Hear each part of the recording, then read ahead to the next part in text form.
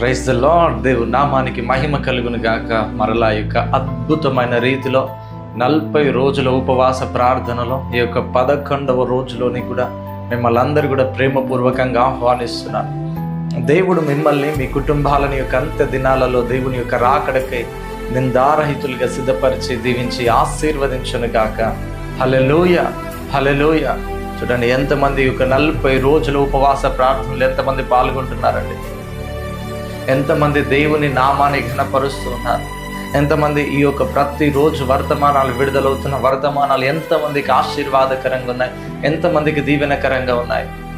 చూడండి, ఏమాత్రం మీరందరూ కూడా ప్రార్థన చేసుకుంటున్నారా? మీరందరూ ఉదయాన్నే లేచి ఉదయకాలపు లైవ్లో, సాయంకాలపు లైవ్లో మీరందరూ కూడా పాల్గొంటున్నారా? ప్రతి ఒక్కరు కూడా ఈ యొక్క 40 రోజుల ఉపవాస ప్రార్థనలు దేవుడు మనకు అనుగ్రహించి ఉన్నాడండి. సంథింగ్ దేవుడు ఏదో ఒక గొప్ప కార్యమును ఈ ఇయర్లో దేవుడు మన పట్ల కలిగి ఉన్నాడు. హల్లెలూయా, హల్లెలూయా. ఈ యొక్క మెసేజ్ను వింటున్నా నీ పట్ల దేవుడు గొప్ప కార్యములను దేవుడు కలిగి ఉన్నాడు. ఎంతమంది నమ్ముతున్నారంటే కనుక వాక్యంలోనికి వెళ్దాం, చూద్దాం. సంఖ్యాకాండము 14వ అధ్యాయము 37వ వచనం చదువుకుందాం. ఆ దేశమును గూర్చి చెడ్డ సమాచారము చెప్పిన మనుషులు యెహోవా సన్నిధిని తెగులు చేత చనిపోయిరి. హల్లెలూయా, హల్లెలూయా. చూడండి, ఇశ్రాయేలులు కానాను దేశాన్ని స్వతంత్రించుకొనడానికి చూడండి, దేవుడు వారిని ఆ యొక్క ఐగుప్తు చెరలో నుంచి విడిపించి దేవుడు ఆల్రెడీ వారికి వాగ్దానం చేసినాడు, నేను మీకు పాలు తేనెలు ప్రవహించే దేశానికి నేను మిమ్మల్ని నడిపిస్తానని. హల్లెలూయా. పాలు తేనెలు ప్రవహించే దేశానికి నేను మిమ్మల్ని నడిపిస్తాను. ఆ యొక్క దేశంలో మిమ్మల్ని నివాసము చేసేటట్టుగా నేను చేస్తాను. ఆ దేశమును మీరు స్వాధీనపరుచుకుంటారు అని దేవుడు ఇశ్రాయేలులు చెప్పినాడు. చెప్పి ఆ యొక్క ఐగుప్తు నుంచి ఇశ్రాయేలులను ఆ కానానులోనికి నడిపిస్తూ ముందుకు కొనసాగింపజేస్తూ ఉన్నాడు. హల్లెలూయా, హల్లెలూయా. తీరా అనేకమైన ఉపద్రవములు వారు ఎదుర్కొన్నప్పటికీ, అనేకమైన సమస్యల గుండా దేవుడు వారిని నడిపించినాడు. ఎర్ర సముద్రం దాటించినాడు. ఎరికో ప్రాకారాలను దేవుడు వారి ఎదుట కుప్పగూల్చి ఆ యొక్క ఎరికో పట్టణాన్ని దేవుడు వారికి స్వాధీనపరిచేటట్టుగా చేసినాడు. ఇంకా యోర్దాను నదిని దాటేటట్టుగా చేసినాడు. మారాను మధురంగా మార్చినాడు. చూడండి, అనేక శత్రువుల భయము అనేకుల మీద, అనేక దేశాల మీద ఇశ్రాయేళ్ల భయము అనేకుల దేశాలకి కలగజేసినాడు. హల్లెలూయా. అయినప్పటికీ ఇదిగో ఆ యొక్క కానాను దేశాన్ని వేగు చూసి రమ్మని మోషే వారిని పంపుతాడు. మోషే వాళ్ళని పంపినప్పుడు కొంతమంది ఆ దేశమును గూర్చి చెడ్డ సమాచారం తీసుకొని వస్తారు. వారు ఉన్నత దేహులు, మనకంటే చాలా పొడుగైన వారి దగ్గర మనం మిడతలలాగా కొడుతున్నాం. ఇదిగో ఆ దేశమును మనము ఏమాత్రం కూడా మనం స్వాధీనపరచుకోలేము అని వారు చెప్తూ ఉంటారు. చూడండి, దేవుడు వాగ్దానం చేసిండు మొట్టమొదటిగా ఏమని అంటే, ఇదిగో ఆ పాలు తేనెలు ప్రవహించే దేశాన్ని నేను మీకు ఇస్తాను అని. అయినప్పటికీ ఇక్కడ వాళ్ళ యొక్క సామర్థ్యమును చూసుకొని, వాళ్ళ యొక్క బలమును చూసుకొని, వాళ్ళ యొక్క జ్ఞానము చూసుకొని వాళ్ళు అంటున్నారు, మనం ఈ దేశమును మనం జయించలేము, వారి ఎదుట మనం నశించిపోతాం అని వారు ఆ యొక్క మోషేకు ఆ యొక్క చెడ్డ సమాచారం తీసుకొని వచ్చినట్టు. హల్లెలూయా. ఈ యొక్క చెడ్డ సమాచారము తీసుకొని వచ్చిన ప్రతి ఒక్కరూ ఏమైందంటే యెహోవా సన్నిధిని తెగులు చేత చనిపోయినట్టు. హల్లెలూయా, హల్లెలూయా. చూడండి, మీరు నమ్మండి, ఎంతకాలం నా జీవితం ఇట్లనే ఉంటుందా? దేవుడు నిన్ను పిలిచిండు. దేని కొరకు పిలిచిండు అని అంటే, నేను ఆశీర్వాదములకు వారసులు అవ్వడానికి దేవుడు మిమ్మల్ని పిలిచిండు. కొన్నిసార్లు నా జీవితం ఇంతే, నేను ఇట్లనే అయిపోతానేమో, నేను బాగుపడనేమో, నా పరిస్థితులు ఇట్లనే ఉంటాయేమో, నేను ఇదే అనారోగ్యంతో నేను చనిపోతానేమో, నా పరిస్థితులే మారవేమో, ఎప్పటికీ నా యొక్క ఆర్థిక స్థితి ఇదేనేమో, నేను ఎప్పుడు ఇదే పూరి గుడిసెలో ఉండాలేమో, ఎప్పుడు నా జీవితంలో ఖాళీ నడకనేమో, అని నా జీవితంలో ఏ మాత్రం కూడా ఎదుగుదల లేదు, నా జీవితంలో ఏ మాత్రం కూడా ఆశీర్వాదం అనేది లేదు అని ఒక్కొక్కసారి నిన్ను నీవు కుమిలిపోతున్నావేమో. నీ పట్ల దేవునిని చూసుకొని నీవు అవిశ్వాసానికి గురవుతున్నావేమో. నువ్వు ఏ మాత్రం కూడా నువ్వు అవిశ్వాసానికి గురి కాకు. అందుకనే చూడండి, వీళ్ళు వాళ్ళ బలమును చూసుకొని, వాళ్ళ యొక్క శక్తిని చూసుకొని వీళ్ళు ఏమైనారంట, తెగులు చేత యెహోవా సన్నిధిని చనిపోయారు. చూడండి, వాళ్ళు ఏదైతే నమ్మినరో, వారు ఏదైతే విశ్వసించారో అదే వారికి జరిగింది. హల్లెలూయా, హల్లెలూయా. ఏదైతే వాళ్ళు విశ్వసించారో, ఏదైతే నమ్మినరో అదే వాళ్ళ జీవితాలలో జరిగింది. కానీ ఈరోజు దేవుని యొక్క సామర్థ్యమును చూసుకొని, దేవుని యొక్క అండను చూసుకొని, దేవుని యొక్క కృపను చూసుకొని నువ్వు ఇంకా భయపడుతున్నావేమో, జాగ్రత్త. నువ్వు ఇంకా అదే అవిశ్వాసములో ఉన్నావేమో, నువ్వు జాగ్రత్త. ఇదిగో నువ్వు విశ్వాసం, నిన్ను పిలిచిన వాని మీద నువ్వు విశ్వాసం ఉంచినట్లయితే, దేవునికి సమస్తము సాధ్యమని నువ్వు నమ్మి ఆయనతో నువ్వు ముందుకు కొనసాగగలుగుతున్నట్లయితే, దేవుడు ఖచ్చితంగా నిన్ను ఒక ఉన్నత స్థానంలోనికి నిన్ను నడిపించబోతున్నాడు. హల్లెలూయా, హల్లెలూయా. నిన్ను గొప్ప స్థితిలో దేవుడు నిలబెట్టబోతున్నాడు. ఇదిగో నువ్వు ఏదైతే నమ్ముతున్నావో అదే నీ లైఫ్లో జరగబోతుంది. అదేవిధంగా చూడండి, అదే సంఖ్యాకాండము 13వ అధ్యాయం 30వ వచనం. కాలేబు మోషే ఎదుట జనులను నిమ్మలపరిచి, మనము నిశ్చయముగా వెళ్ళుదుము, దాన్ని స్వాధీనపరుచుకొందుము, దాన్ని జయించుటకు మనకు శక్తి చాలును. హల్లెలూయా, హల్లెలూయా. చూడండి, ఇక్కడ కాలేబు యెహోషువలు ఏమంటున్నారు అంటే, మనం వెళుతాం, ఆ దేశమును స్వాధీనపరుచుకొనుటకు మనకు శక్తి సరిపోతుంది అని అంటున్నాడు. చూడండి, ఎవరైతే ఆ దేశమును మేము స్వాధీనపరుచుకుంటామని నమ్మినరో వారు ఆ దేశమును స్వాధీనపరుచుకున్నారు. హల్లెలూయా, హల్లెలూయా.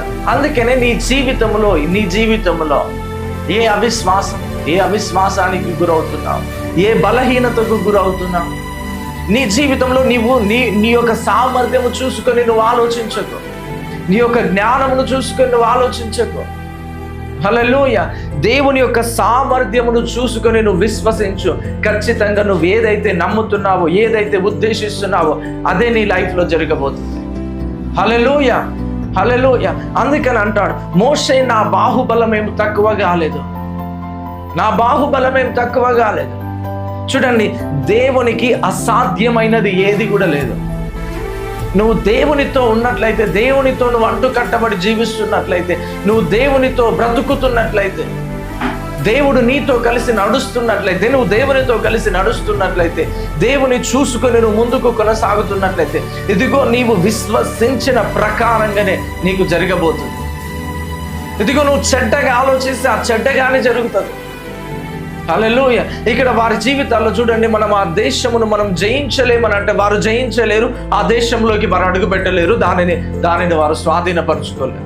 కానీ కాలేబు యెహోషువలు ఏమన్నారు, మనకు శక్తి చాలును ఆ దేశంలోకి మనం అడుగు పెట్టడానికి, ఆ దేశమును మనం స్వాధీనపరచుకోవడానికి మనకు శక్తి సరిపోతుంది అని చెప్పినప్పుడు వాళ్ళు యొక్క దేశమును స్వాధీనపరచుకున్నారు. హల్లెలూయా.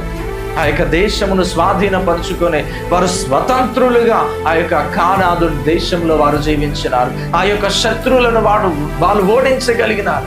ఎట్లా? కేవలం నమ్మిక, కేవలం విశ్వాసం. వాళ్ళు దేవునిని చూసుకొని, కాలేబు యెహోషువలు దేవునిని చూసుకొని వారు విశ్వసించారు కాబట్టి వాళ్ళ యొక్క సంతతి వారే ఆ యొక్క కానాను దేశమును స్వతంత్రించుకున్నారు, స్వతంత్రులుగా జీవించినారు. హల్లెలూయా, హల్లెలూయా. నీ విషయంలో ఏది కూడా నా లైఫ్ ఇంతే. నో, నీ లైఫ్ ఖచ్చితంగా మారబోతుంది. హల్లెలూయా, హల్లెలూయా. నువ్వు నమ్మిన ఎడల నువ్వు దేవుని మహిమను చూస్తావు. అందుకని అంటాడు కదా, అమ్మా నీ విశ్వాసము నిన్ను స్వస్థపరిచింది. ఆ రక్తస్రావము కలిగిన స్త్రీతో నీ విశ్వాసం నిన్ను స్వస్థపరిచింది. ఎస్, ఇదిగో నీ విశ్వాసమే, ఇదిగో నీ విశ్వాసమే నువ్వు ఏదైతే ఉద్దేశిస్తున్నావో, ఏదైతే నువ్వు కోరుకుంటున్నావో దానిని జయించుటకు నీ విశ్వాసమే నీకు సాధ్యపడబోతుంది. నీ విశ్వాసమే నీకు తోడ్పడబోతుంది. నీ విశ్వాసం మూలంగా నువ్వు దానిని జయించబోతున్నావు. నువ్వు దానిలోకి నువ్వు ప్రవేశించబోతున్నావు. హల్లెలూయా, హల్లెలూయా. కనుక నీ లైఫ్లో ఏమాత్రం కూడా కృంగిపోకు, ఏమాత్రం కూడా అలసిపోకు, ఏమాత్రం కూడా నువ్వు అవిశ్వాసానికి గురి కాకు. నువ్వు ఏదైతే నమ్ముతున్నావో, ఏదైతే నువ్వు విశ్వసిస్తున్నావో నీ లైఫ్లో అదే జరగబోతుంది. హల్లెలూయా, హల్లెలూయా. నా అనారోగ్య సమస్య నుంచి నేను బాగుపడనేమో అని నువ్వు అనుకుంటున్నావేమో, కానీ నో, నువ్వు ఆ విధంగా అనుకోకు. నువ్వు ఆ విధమైన అవిశ్వాసాన్ని ముందుగానే నువ్వు డిక్లేర్ చేయకు. నీ యొక్క ఆరోగ్య పరిస్థితి మీద నేను చనిపోతానేమో అని నువ్వు ముందుగానే నీ యొక్క ఆరోగ్యం మీద ఆ మాటను ముందుగానే నువ్వు డిక్లేర్ చేయకు. నువ్వు విశ్వాసంతో నువ్వు దేవుని సన్నిధిలో నువ్వు దేవుని చూసుకొని విశ్వాసంతో మాట్లాడు. ఎస్, నేను చావను, సజీవుడన యెహోవా క్రియలను నేను ప్రకటిస్తాను అని ఈ విషయాన్ని నమ్ము. దేవుడు నేను గొప్ప ఆరోగ్యంతో దేవుడు నిన్ను నింపబోతున్నాడు. గొప్ప ఆశీర్వాదములతో దేవుడు నిన్ను నింపబోతున్నాడు. నువ్వు ఎక్కలేని ఎత్తైన కొండపైకి దేవుడు నిన్ను ఎక్కించబోతున్నాడు. Hallelujah, hallelujah. Don't worry my dear sister, my dear brother. దేవుడు నీ పక్షాన ఉండి గొప్ప కార్యములు జరిగించబోతున్నాడు. ఆయన మాటను నువ్వు నమ్ము. నీ పక్షాన ఉండి దేవుడు గొప్ప కార్యములు జరిగిస్తున్నాడు. ఇదిగో ఏ మాత్రం కూడా నువ్వు అవిశ్వాసముతో ఆలోచించకు. దేవుడు నీ పక్షాన ఉండి గొప్ప కార్యములు జరిగించబోతున్నాడు. విశ్వాసంతో మాట్లాడు, విశ్వాసంతో జీవించు ప్రతి విషయంలో. హల్లెలూయా. కనుక ప్రార్థన చేసుకుందామా. పరిశుద్ధుడా, ప్రేమ కలిగిన తండ్రి, మహోన్నతుడా, మహాగణుడా, సర్వశక్తిమంతుడా, అద్భుతమైన రీతిలో తండ్రి, ఈ రోజు నాయన మరలా ఈ యొక్క 40 రోజులు ఉపవాస ప్రార్థనలో నాయన గడిచినదిగో నాయన 10 రోజులు కూడా నాయనయ్య మీరు మమ్మల్ని కాచి కాపాడి తండ్రి యొక్క 11వ రోజులోని కూడా నాయనయ్య మీరు మమ్మల్ని నడిపించిన విధానాన్ని బట్టి నాయన నీకు వందనాలు చెల్లిస్తూ వస్తున్నాను తండ్రి. ఎంతమంది బిడ్డలు ఇదిగో నాయన ఈ యొక్క వర్తమానం విన్నారు తండ్రి, వారిదిగో నాయన వారు విశ్వసించుటకు, వారికి నమ్మకము కలగడానికి నాయన వారికి తండ్రి ఇదిగో నాయన ఆ యొక్క విశ్వాసమును నాయన ప్రతి ఒక్కరికి నాయన మీరు కలిగించండి తండ్రి. ఇదిగో నాయన విశ్వాసం ద్వారా ప్రతిది ఇదిగోనైనా జయించుటకు వారికి కృపను అనుగ్రహించమని యేసు నామములో అడుగుచున్నాము తండ్రి. ఆమేన్. దేవుని నామానికి మహిమ కలుగును గాక. అందరికీ ప్రైజ్ ది లార్డ్. కనుక చూడండి, ఇంకా పాస్టర్ విజేందర్ అనే యూట్యూబ్ ఛానల్ ఇంకా ఎవరైనా సబ్స్క్రైబ్ చేసుకోలేకపోయినట్లయితే ప్రతి ఒక్కరు కూడా సబ్స్క్రైబ్ చేసుకోరండి. చూడండి, మార్నింగ్ 3 to 4 లైవ్ జరుగుతుంది గూగుల్ మీట్లో.